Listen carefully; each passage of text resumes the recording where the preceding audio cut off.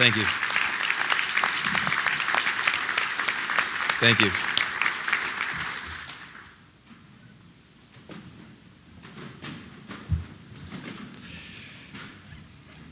Mr. Chairman, Mr. Mayor, Your Honor, Mr. President,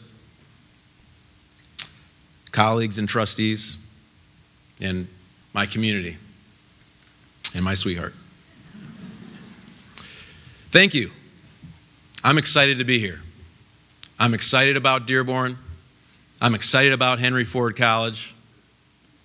And I'm so grateful that you all are here to pay homage to this institution, the important work that this Board of Trustees conducts. And to you trustees, thank you for trusting me. Thank you for letting my family understand your warmth, your generosity. And for those of you who know this Board of Trustees, you should thank them because they truly believe what I believe. And that is that a public education is the true and significant way we can make societal and human growth in our community, our state, and our country. They frankly believe that. They work at that. Even when they disagree with each other, they know they all believe it. That's why I asked them to let me work with them.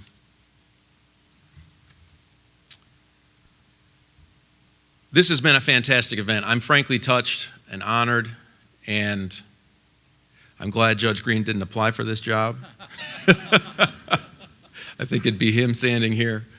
But it's been a great event, and I simply cannot be the leader that I have been described unless I let you know who's responsible for this nice event. And it's people I work with. One is a vice president at our institution named Dr. Lori Gonko. One is Rhonda DeLong, who I think probably is really beside herself because she worked so hard for this entire event.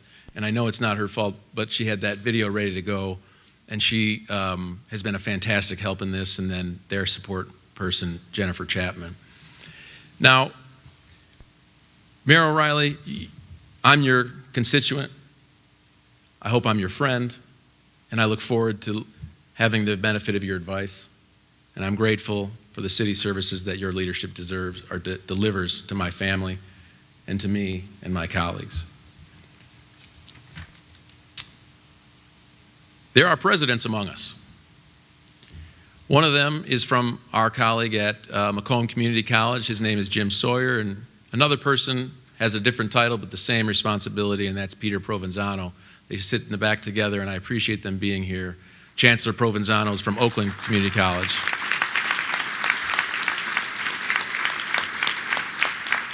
There's another president that means a lot to me. His name is Ed Montgomery. He's from Western Michigan University, and I have to tell you, President Montgomery, I think I've counted about 7 or 8 degrees from Western Michigan University up here at this table with my family. We're proud of who you are.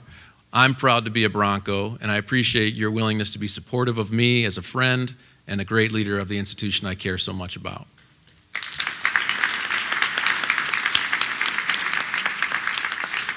You know, this symbolism of our leadership includes Andy Mazzara, and he's been mentioned a couple times, but I want you to know how much he means to me. I did invite myself to anyone who wanted to tell me about this institution, Mr. Chairman, and one of the people I invited myself to interact with was President Mazzara. I did that because people of this institution who've been here decades told me that he was a great leader. And good to that recommendation, he has met with me, he has helped me. This is a man whose name is emblazoned on the building that I report to in the morning, that to this day still employees of Henry Ford College say that he was a fantastic leader and a great president, and they don't say that about every president. And I will continue to meet with him and learn from him, and his presence here today fills me with pride, honor, and I appreciate you, President Mazzara.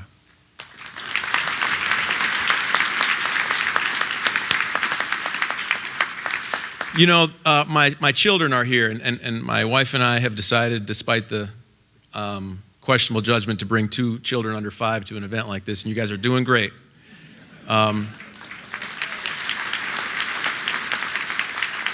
But they're sitting with a woman whose name is Miss Smith, right? Right, Mac? And Miss Smith is his kindergarten teacher, and you might think that's a little bit strange, but let me tell you why it's important. Miss Smith has a sister here, I think, and Miss Smith grew up calling her dad the president of Henry Ford College. Mr. McCann was the president from 1966 to 1972, and she's now my son's kindergarten teacher.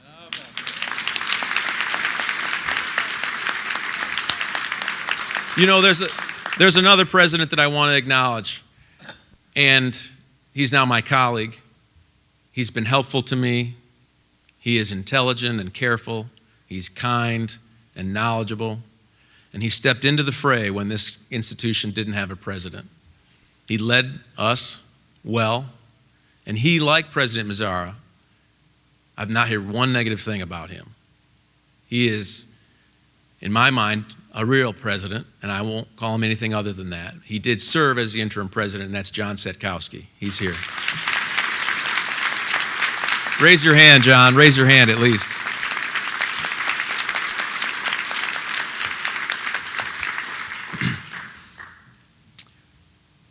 I'm blessed with a family that has supported me, and a lot of them are here.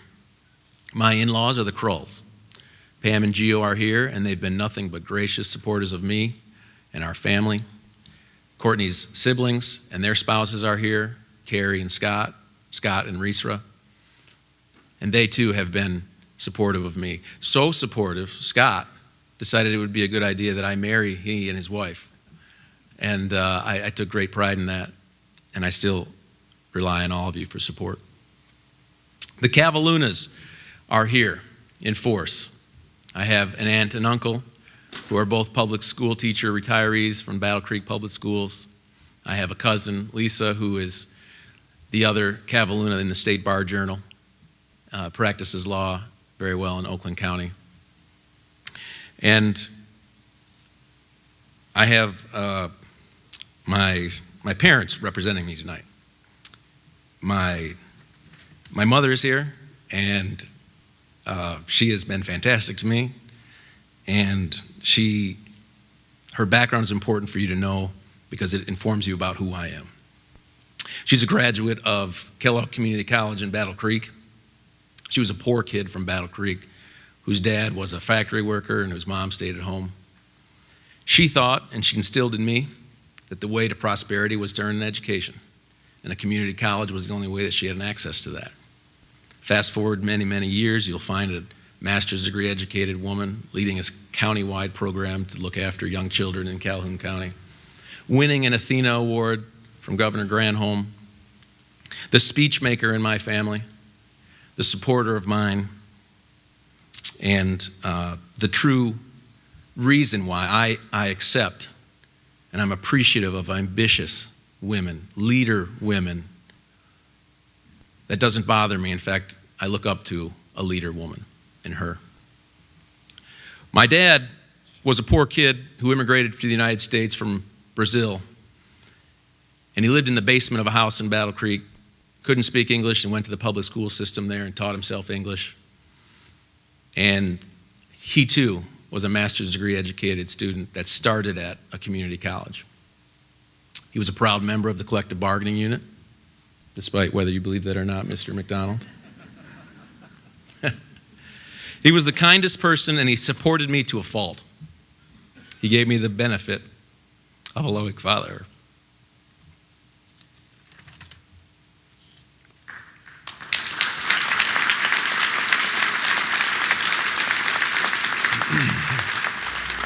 I think he'd be happy. He missed this by about 10 months. My sweetheart. Courtney and I have been married almost 10 years now.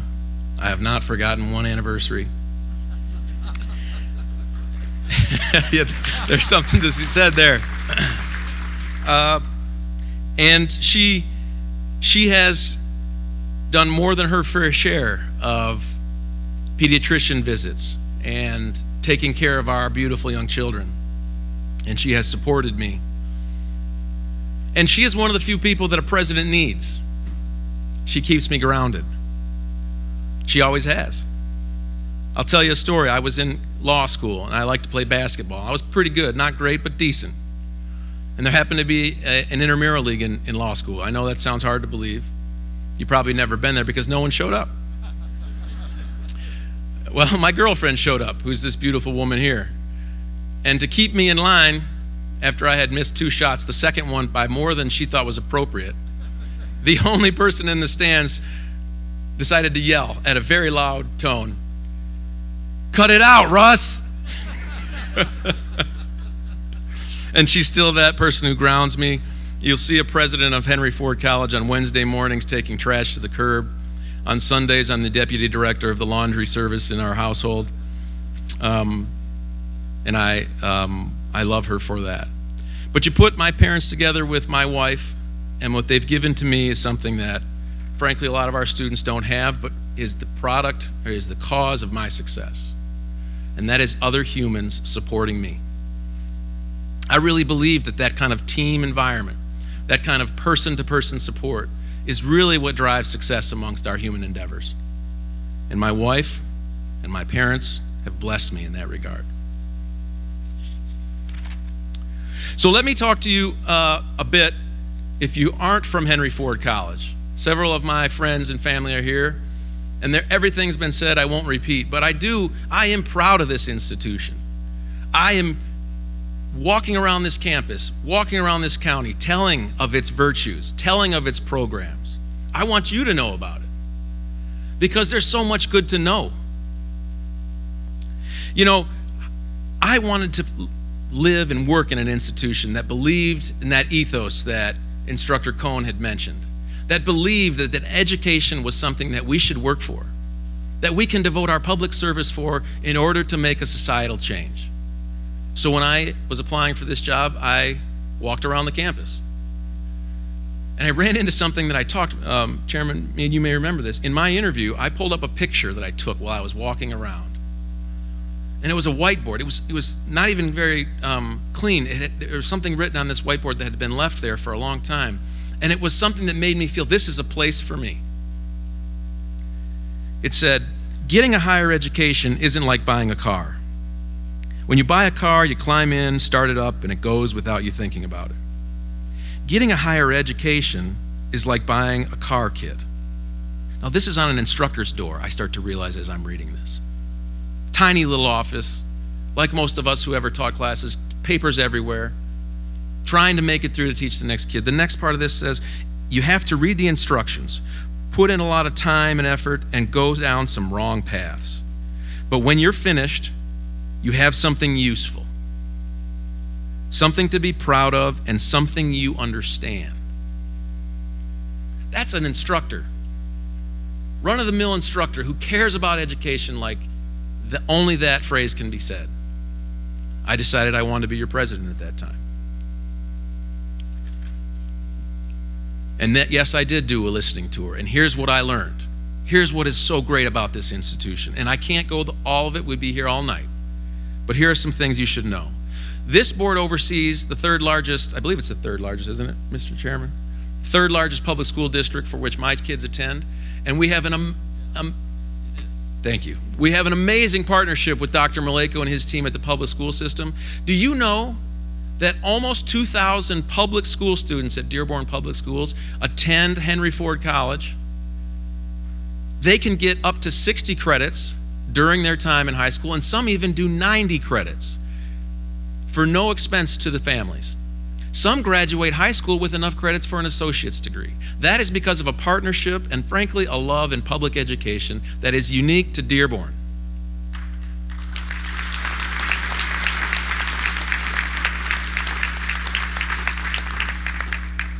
You know, we do believe that an education should be a path to a meaningful career, and we've done that.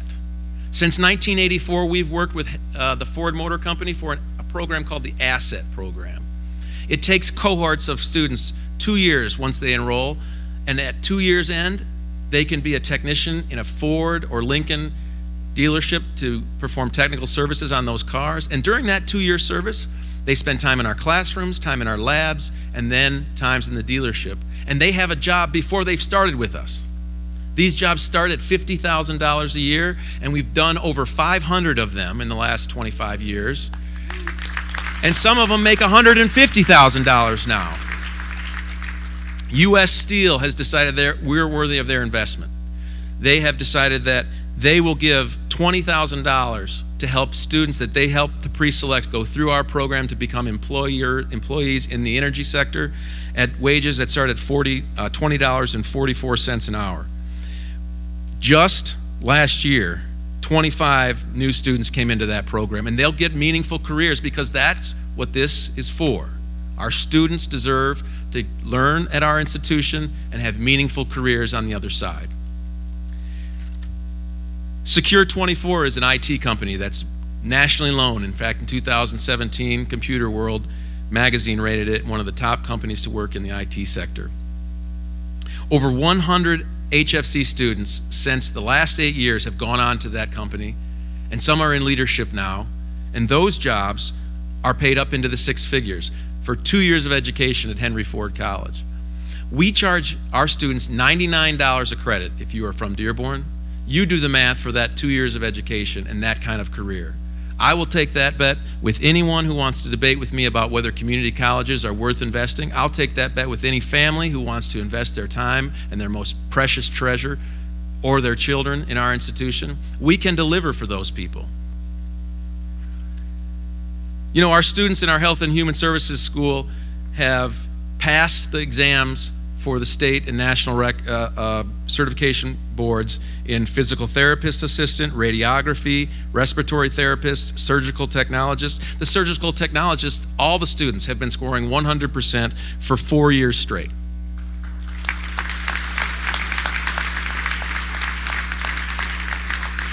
We let our engineers, our pre-engineer students, take their talents and compete in an engineering competition called the Community College Innovation Challenge. They've scored in the top 10 in the last 3 years. Our business department and our skilled trades built a tiny house on our campus, sold it through RE/MAX for $47,000, and that went to charity. Those kids built a house at community college. And we have a meaningful life on our campus. Our students compete in athletics. Is Rochelle Taylor here? Miss Taylor is one of the best athletic directors in the country. And don't just take my word for it. 51% of our student athletes have a grade point average of 3.0 or above. And for a community college, I dare anyone to challenge her on that. 51% of our students who play sports, 3.0. And those kids are matriculating to higher education beyond our walls. 16 of them last year went on to athletic scholarships in 4-year institutions, and they spread the Hawk and our Hawk Blue across the country. I counted 9 states and 13 cities. You know, it's not just the academic affairs at our institution. We actually have innovative ways to run the college because as much as my friend, Mr. McDonald, sometimes likes to question it, our administrators really are innovative. And this is before my time. We give a tuition guarantee. If you attend Henry Ford College and you graduate, during the time when you're in our classes, if we raise the rates on you, we'll pay it back to you after you graduate. That's a tuition guarantee. That was from administrators at our college, Mr. McDonald. Interim President John Satkowski is spearheading an idea that we're going to spend a significant amount of money to revamp our campus to reduce our energy costs by 60%. And in the meantime, we're going to build up curriculum so that students can learn how to maintain careers in those fields. Rhonda DeLong is spearheading our marketing revamp. We've reached 72 million different ways of interacting with potential college students, and we're going to keep that going. The veterans that are in our institution or veterans supported in our institution are going to get more attention through Dr. Daniel Herbst's efforts. You know, we have 296 students that identify themselves as associated with military families. And finally, Mr. McDonald, I mean this with all my heart. We have a proud tradition of collective bargaining at our institution. We have a collective bargaining unit for the support staff that's led by Kim Kyer, and she and I meet every month. We have a proud collective bargaining unit led by Dr. Boza with our adjunct faculty. And it's not just part-time teachers, folks. These people work multiple jobs. They have spent their own dues to give scholarships to students at Henry Ford College, and they have spent their own dues to support us in the millage campaign. Thank you, Dr. Boza.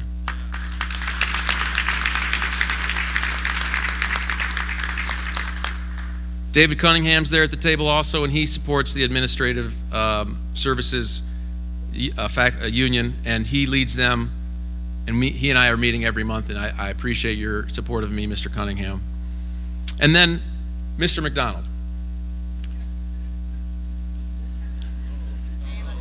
Mr. McDonald has been at this institution since 1969.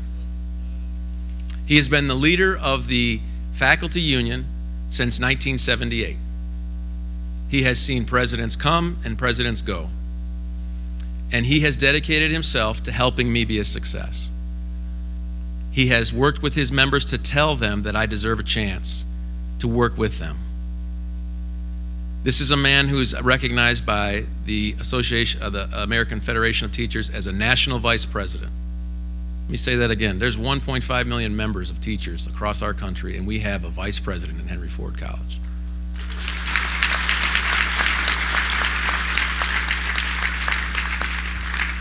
His members care about this community. They are in, I cut this list in half, John, because it was so long, but they're in the League of Women Voters, the Rotary, the Dearborn Animal Shelter, Gleaners. But what I need everyone who's associated with Henry Ford College to know is that the days when John McDonald and the president's office didn't get along are over.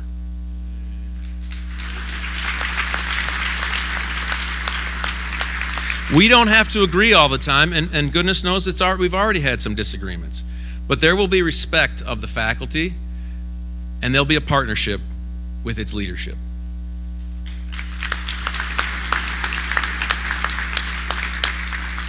Mr. Fisher, you're the Faculty Senate President. I've enjoyed my meetings with you, and frankly, you've given me advice that I just didn't have figured out until you told me it. And maybe it's the wisdom that you carry as you're approaching your 5th son. I wish you the best in the next month. I know that that's a change for your family. And this is a gentleman who is the Faculty Senate President, remodeling his kitchen and getting ready for son number 5. So ambition has nothing, you have nothing on ambition for me. You're number 1, my friend. All right. You know, I want to speak to the people who work at Henry Ford College, and this is a symbol of the leadership, but I want to talk to you as a person. I tell my colleagues that I want to be partners. I tell my colleagues I want to be teammates. Because I think that's the way great institutions should be run. You know, in this listening tour, I kept telling folks from inside the institution, I will give you respect